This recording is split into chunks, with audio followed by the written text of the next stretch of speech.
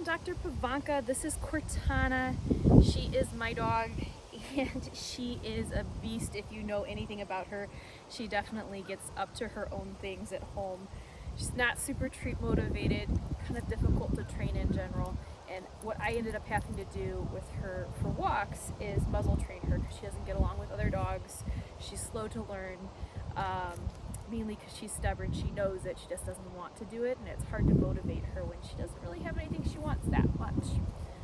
But I'm going to show you how to muzzle train most dogs. Cortana kind of has her own certain things. I finally found a treat that she does kind of like. She has values and she thinks Gouda cheese is her cheese to go for. So not my favorite as far as most animals are lactose intolerant, but on occasion we'll do the cheese, which she very much does appreciate. Now, there's a couple reasons for muzzle training. One is if they don't get along with people, if they don't get along with other dogs. It is a training tool. It's not going to stop you from getting bit. If they really want to bite you, they can usually bite through it or find a way to get it off.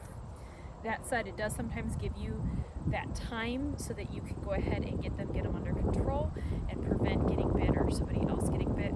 The other thing that we don't think about as much, which is wonderful, is using it to keep them from eating things they shouldn't. Because the last thing that we as the veterinary staff want to see, and the last thing I know that you guys want as far as a bill, is to bring them in for a foreign body or intoxication where they eat something like chocolate that some kid dropped during Halloween, or they go out and they eat an acorn and get some of the issues we see with that.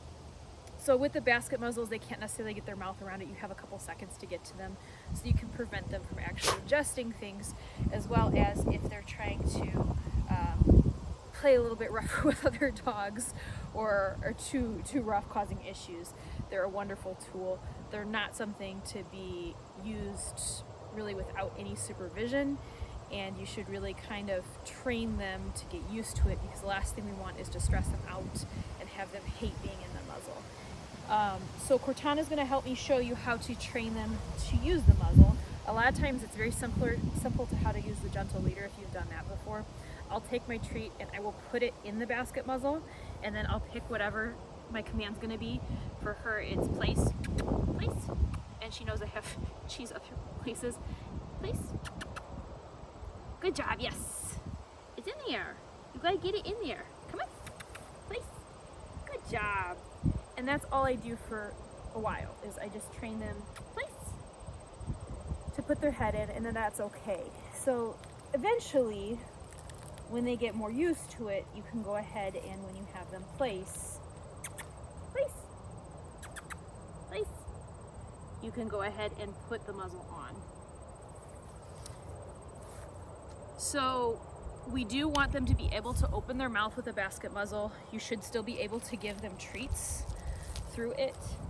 I have heard that sometimes you can get help at like PetSmart, Petco, and sizing them if you are uncomfortable.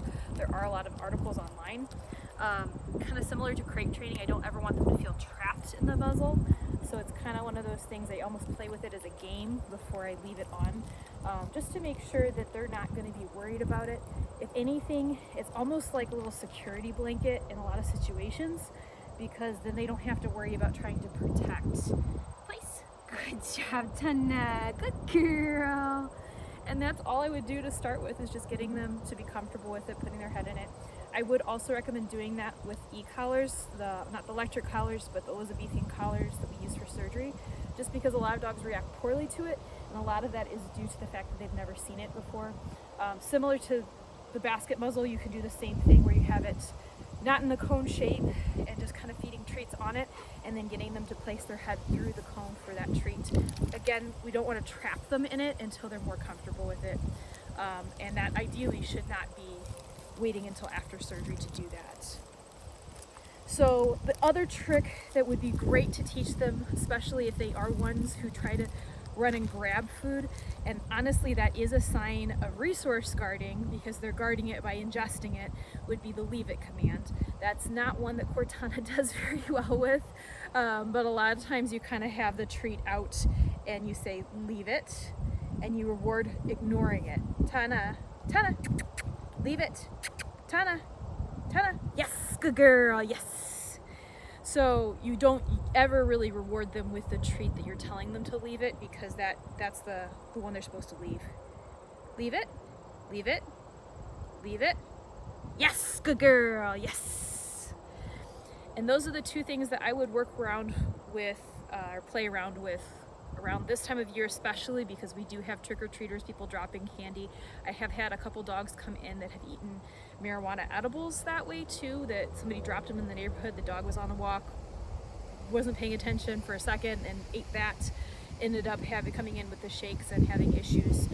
So do be very careful with what they can ingest, and make sure that you have something as far as a solid leave it command, or something as far as a basket muzzle that they are used to wearing and comfortable with.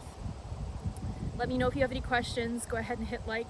I'm going to try to have more content similar to this, just little videos that have little tips and tricks that we learn from the vet perspective that would be helpful for everyday life with our dogs, cats, horses.